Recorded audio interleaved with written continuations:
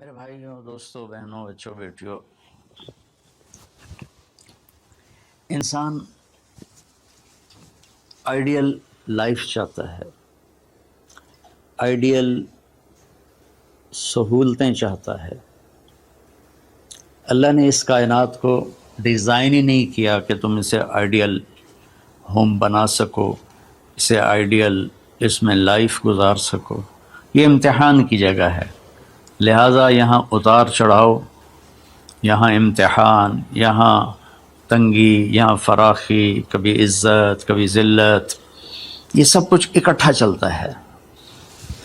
جو وجہ کائنات ہیں جناب رسول اللہ صلی اللہ علیہ وسلم، صرف آپ ان کی زندگی اللہ کے واسطے پڑھو۔ اس رمضان میں فارغ بیٹھے ہیں، اور میں سب سے ریکویسٹ کرتا ہوں کہ آپ اللہ کے نبی کی زندگی پڑھو کہ آپ نے کیسے زندگی گزاری، کہ سب سے زیادہ مشقت والی زندگی میرے نبی نے گزاری، سب سے زیادہ تکلیف دہ زندگی میرے نبی نے گزاری۔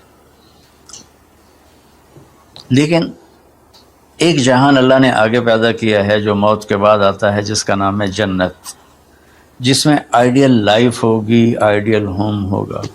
سب سے بڑی انسان کی خواہش تو یہ ہوتی ہے کہ مجھے موت نہ آئے، لیکن ہم دیکھتے ہیں کہ جہاں میں ہے عبرت کے ہر سو نمونے، مگر تجھ کو اندھا کیا رنگ و بو نے، کبھی غور سے یہ بھی دیکھا ہے تو نے، جو معمور تھے وہ محل اب ہیں سونے، جگہ جی لگانے کی دنیا نہیں ہے، یہ عبرت کی جا ہے تماشا نہیں ہے۔ تو یہ کائنات آئیڈیل ہوم نہیں ہے۔ اللہ نے موت کے بعد ایک زندگی رکھی ہے جو بہت عالی شان ہے، اور اس کو جوڑا ہے ایمان اور عمل، اچھے عمل کے ساتھ۔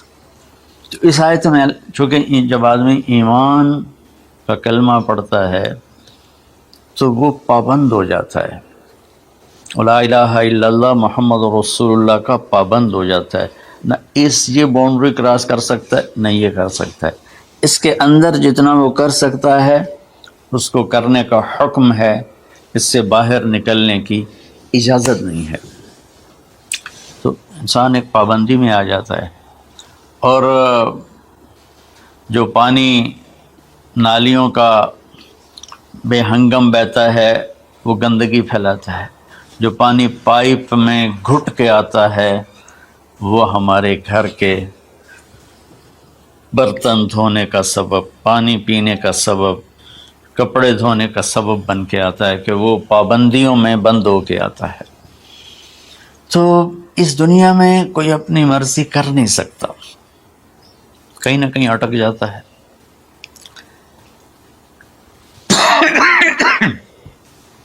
بنو امیہ میں ایک بادشاہ گزر آئے، یزید بن عبد الملک۔ تو ایک مشہور ہے کہ بادشاہوں کے بڑے رولے ہوتے ہیں، مصیبتیں ہوتی ہیں۔ تو ایک دن کہنے لگا، کون کہتا ہے کہ بادشاہ خوشی کا دن نہیں گزار سکتے؟ میں آج کا دن بھرپور خوشی سے گزاروں گا، محل کے دروازے بند کر دیے جائیں اور کوئی خبر مجھے نہ سنائی جائے اور اندر کوئی بھی نہ آئے۔ آج شام تک میں اپنی مرضی سے خوشی منانا چاہتا ہوں۔ اور اس کی ایک باندی تھی، بیوی نہیں باندی، لونڈی، اس کا نام تھا حبابہ۔ اس سے وہ عشق کرتا تھا کہ میں آج سارا دن حبابہ کے ساتھ گزاروں گا۔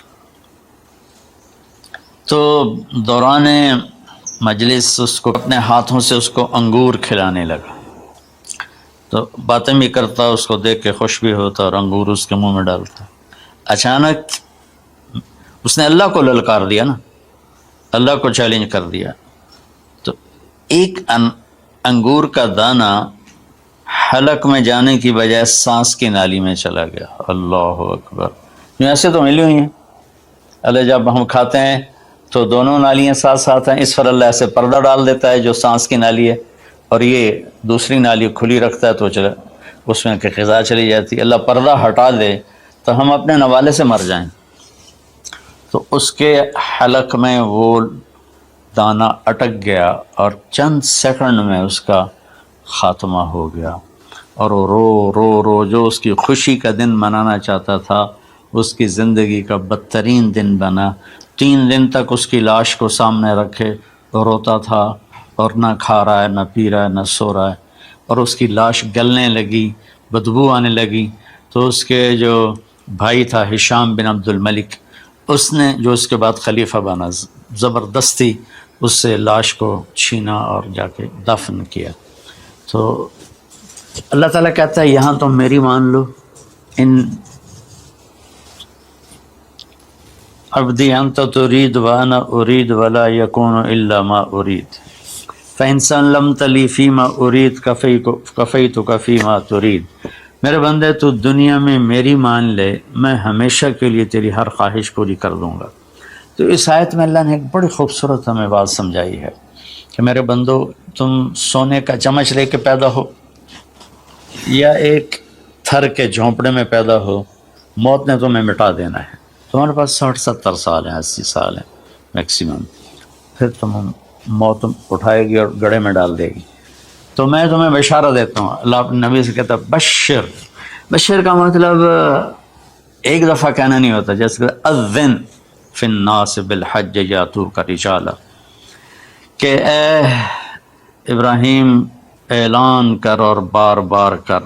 جیسے اذان کو اذان کیوں کہتے ہیں کہ وہ بار بار اعلان ہوتا ہے، تو بشر، اللہ تعالیٰ فرما رہے ہیں میرے محبوب، میرے بندوں کو آپ بار بار خوشخبریاں سنائیں، چونکہ ایمان والی زندگی پر جب آدمی چلتا ہے اور اچھے عمل والی زندگی پر جب آدمی چلتا ہے تو اسے گھاٹیوں سے گزرنا پڑتا ہے، اسے ان گھاٹیوں سے گزرے بغیر مٹا دے اپنی ہستی کو اگر کچھ مرتبہ چاہے، کہ دانہ خاک میں مل کر گل و گلزار ہوتا ہے۔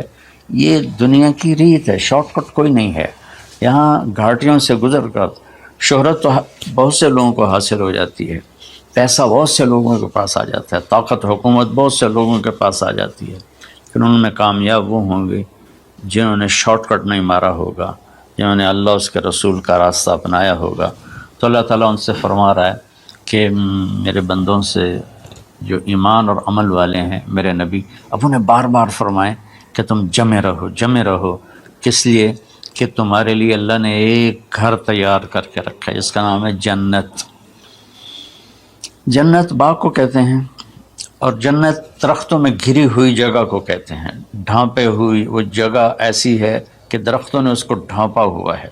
جنت جنہ ڈھال کو کہتے ہیں، جس کے جو آدمی کو ڈھانپ لیتی ہے۔ تو اللہ تعالیٰ فرما رہا ہے میں نے وہ جنت بنائی ہے تمہارے لیے، اور آگے ایک چھوٹی سی نعمت کا ذکر کیا ہے۔ اچھا، اللہ نے جب سے دنیا کو بنایا ہے اسے ایک دفعہ محبت کی نظر سے نہیں دیکھا۔ ان اللہ لم ينظر الیہا